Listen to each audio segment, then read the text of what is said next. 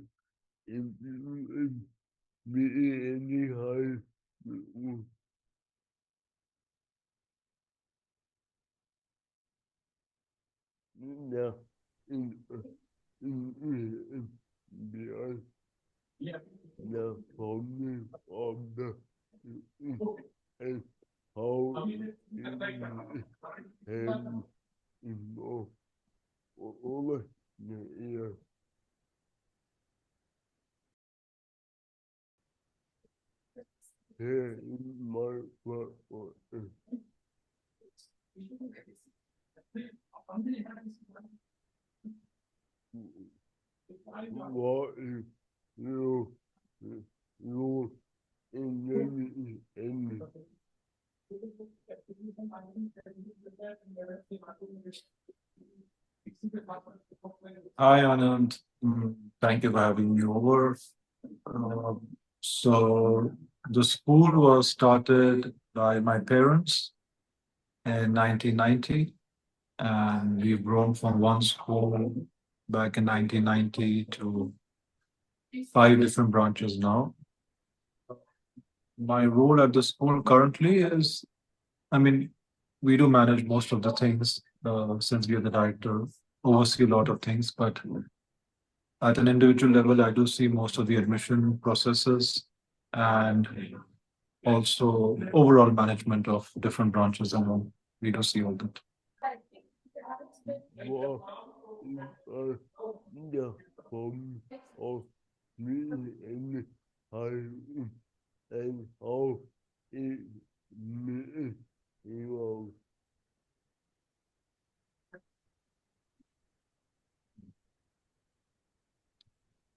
So the inspiration of starting the school was actually my mom was pretty bored. So my father told her to, there was an empty piece of land. My father had a bakery, and mom was the only one at home after marriage when she had come to Gwalior. Gwalior is a small town, and she had come from Delhi and Calcutta. She had lived most of her life in these big cities. So just everyone else in the family is a doctor, so everyone used to get up and go to work. My mom used to be alone at home, and she wanted to do something. So initially, it just started as a activity to keep my mom busy. But in 1990, there was a small piece of land, so my father said, "Why don't you start a school? It will keep you a little busy during the day, so you won't feel left out." So that's how it started. And God willing, it really picked up and it's done very well since then. They had this motto of love and unity. It's a Baha'i inspired school. So unity and so the motto of love and unity was imbibed into the school's curriculum, not the curriculum, the main message. And it just started off. It started as a play school. They never imagined it to become so big. To the level that it is now. It started as a hobby, as a pastime, and then it became into a big, flourishing institution.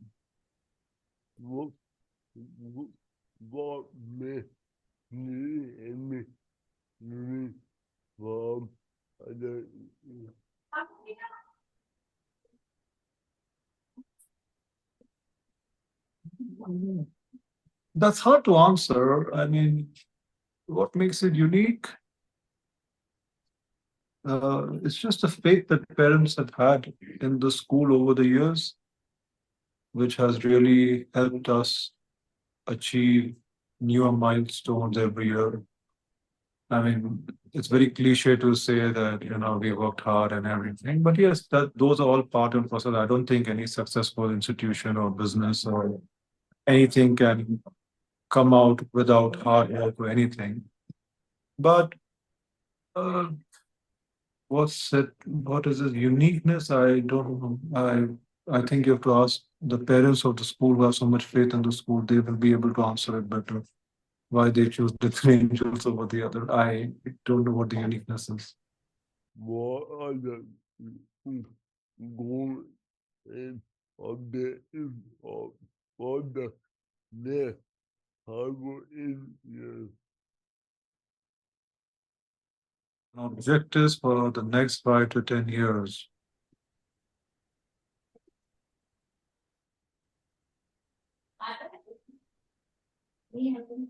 Never thought of it. We've not sat and put a goal as such. Or, but yeah, it's the same thing, right? It's like I've noticed my parents, especially mom, getting very excited when she sees the alumni doing well. So it's always been the motto or the vision has always been to provide the best of education in the best possible manner, making sure our students match up to the levels of big cities. I mean, it's a very proud moment when we see so many of our students going abroad, going overseas to big institutions. I mean, there are so many students now in Stanford or Harvard and all. And there is a proud moment that from a place like Gwalior, these students have, come up to that standard that they can get into these institutions. And there are so many students who've cracked IAS, who've passed IIT, who've gone into IIMs. We have a huge alumni base working in some of these big multinational companies overseas, like Facebook and Google and Apple. There are so many working in UK and all. So that I think is the proudest feeling, and the vision has always been to try and achieve that, to live up to the standards where a student coming out of our school doesn't feel left off or doesn't feel smaller when he's competing with other students from different big cities. I studied in the same school. I never felt that. I went abroad. I studied abroad. I never felt I had anything lacking in my education or in the way I was brought up. I've had friends from other cities, big schools. I mean, these very old traditional schools, which have been there for the past, see, hundreds of years, these big boarding schools and all. So I've never felt the lack of it, that I stand anywhere less than them. So that's what I think the driving force is, and that should continue for the next many more years. The is very me.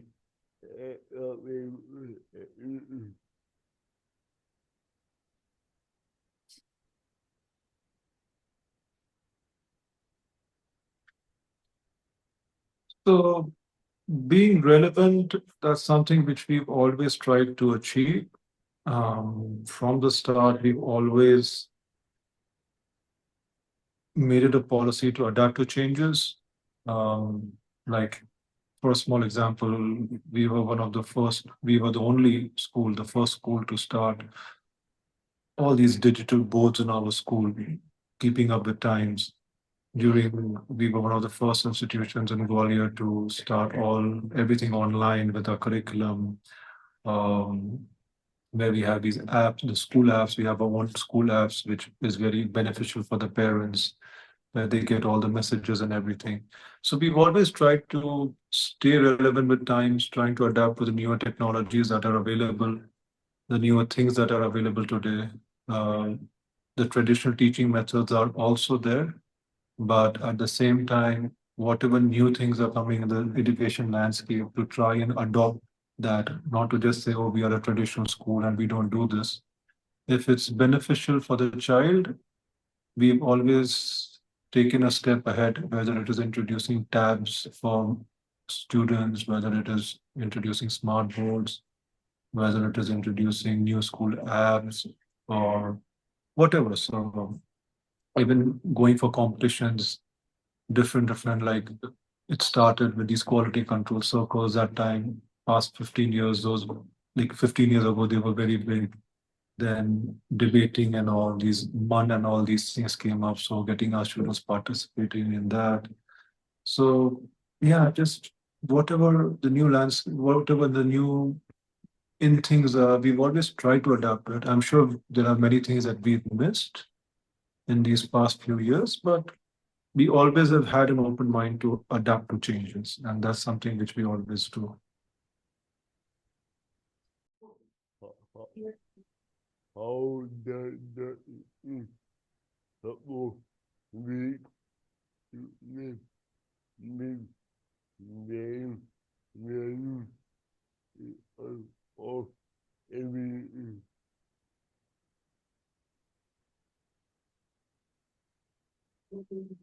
Weak, you mean financially weak, or you mean with, you mean weak in studies or students with studies? yeah. Okay. So, I mean, when you're running a school in any class from nursery to grade 12, we have in every class, I mean, there are 40 students. So there is one who comes first, there's one who comes last in terms of marks. So every child, every class, every grade would have some weak students. Uh, what the school does and what we try to do is try and find what interests the other child, those weaker students have. They might be very good in sports, they might be very good in arts, they might be very good in some extracurricular activities. So if they are good in that and they want to excel in that, excellent.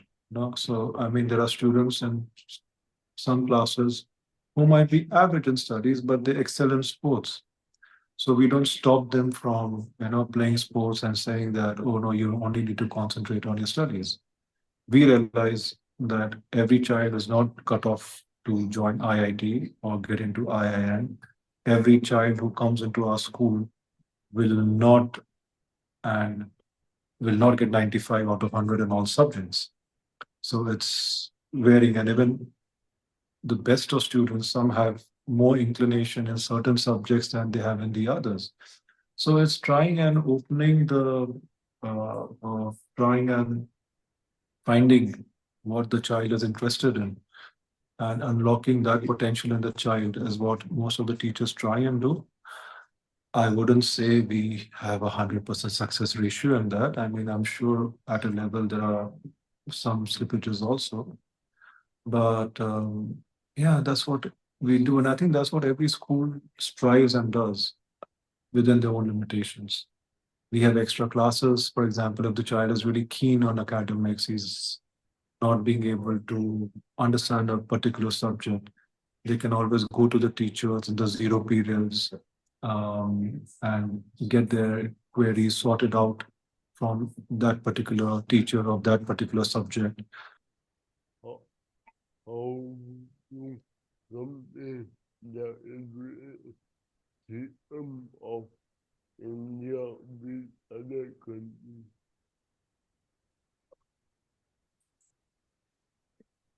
So yeah, the education system in India is very book oriented, or they say bookish knowledge.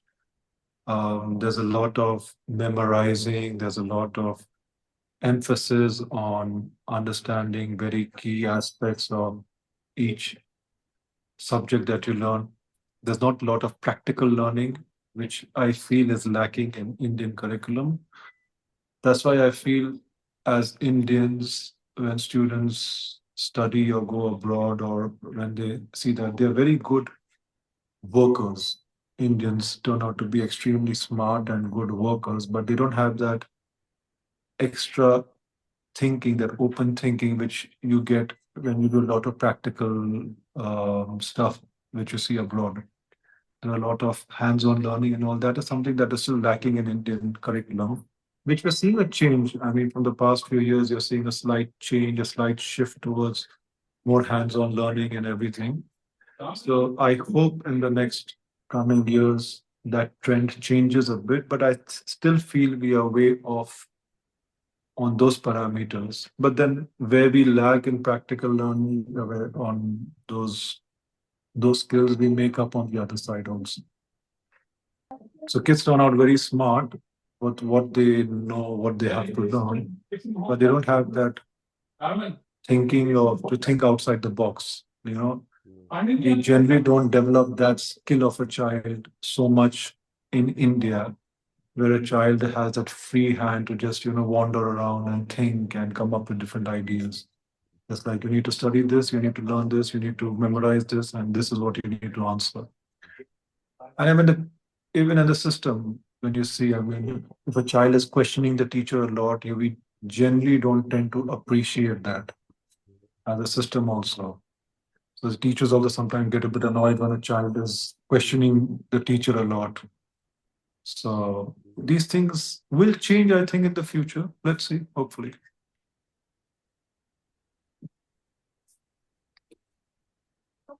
How is movement every of we who cannot ever hire me?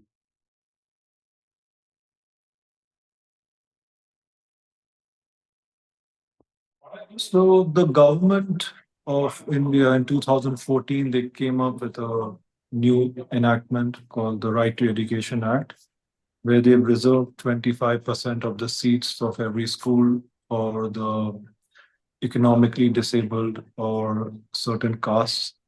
So we adhere to that. So every year there is 25% seats that we also give to students of weaker section of the society where they don't have to pay any fees. Second, if there are certain other students who don't fit the criteria in that particular enactment, and they are very good students and everything, they come from a family which they really want to they want the child to study in a good school. So there are special cases that we do even consider fee reduction for them. So we have a total budget every year where we sanction for that, and there are certain students that we do help in that regard, apart from the 25% free students that we teach every year. What is the one who the of the menu For this differently able, I mean, it's a big criteria, right? There are many different disabilities and all that differently abled kids have. So, I mean, infrastructure wise, facility wise, yes, I mean, we adhere to all the norms that the government has set us to, where, for example, if there are students who need a wheelchair and all, I mean, there are ramps and all in the school. So facility wise, yes, all those things are there. And also there are certain students who have ADHD or something like that. Uh, for them, we have counselors and everything who help the differently able children. how does the in way we help other and make a positive impact? So in our school, we are very strong on our morals. We've got a lot of moral classes and stuff. We do incorporate a program which is called the Junior Youth Empowerment Program, where there's a lot of community work that the children are taught, where students are taken to a lot of, once they finish their courses, they're taken to all these old age homes, to orphanages, to small, like basti and all, what they call it in Hindi, these slums and all, where they go and interact with these people, they help them out. So there's a lot of service oriented stuff that these students, and JYSP is done for all the classes from, I think, grade 4 to grade 10. So all the students in that age group that fall into the bracket, it's not something that only certain students do. So it's the entire class that follows these programs. And then there's a lot of community work that goes on with these things. We have this giving week during intercalary days, which happen in February. So there's a lot of charity work that goes on where we ask students to get whatever old clothes they have, or if they want to give away some rice or something, they can give to the maids and their children and all. So we have these activities also that go on for them to understand that there is another society apart from us, the who are underprivileged and who we can help. So to get all that. Um, really, I have never bought and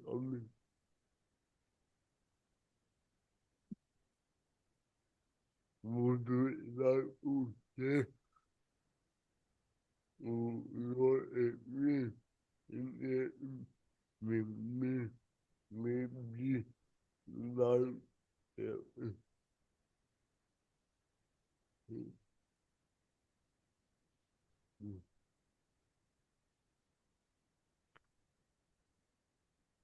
Yeah, the app is great. I can understand everything by reading it.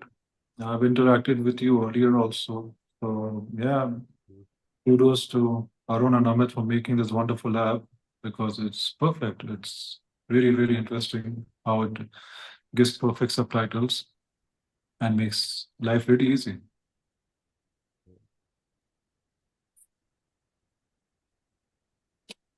and the lap of I want and to me for saying you in us and it be up there. Thank you, Anna. Thank you for having me. Good luck. You did it for support and in the environment we take time go. Thank you, but I think more credit needs to go to my parents than me for this. All the way for the wonderful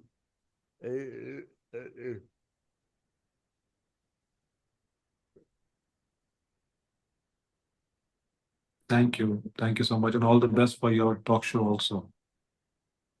Bye for now. Bye.